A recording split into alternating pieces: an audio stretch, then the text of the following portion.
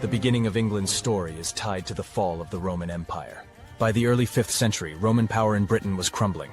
For nearly 400 years, the Romans had ruled the British Isles, bringing with them roads, infrastructure, governance, and military protection.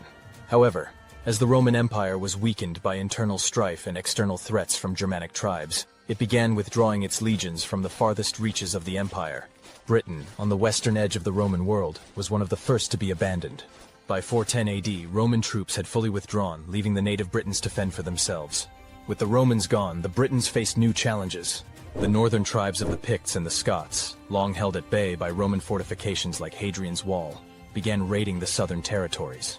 To defend themselves, the Britons turned to mercenaries, specifically the Anglo-Saxon tribes from present-day northern Germany and southern Denmark.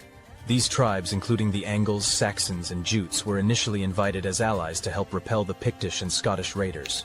Gildas, a 6th century British monk, provides one of the earliest accounts of this Anglo-Saxon migration, describing how the Britons invited the barbarian peoples like wolves into their midst.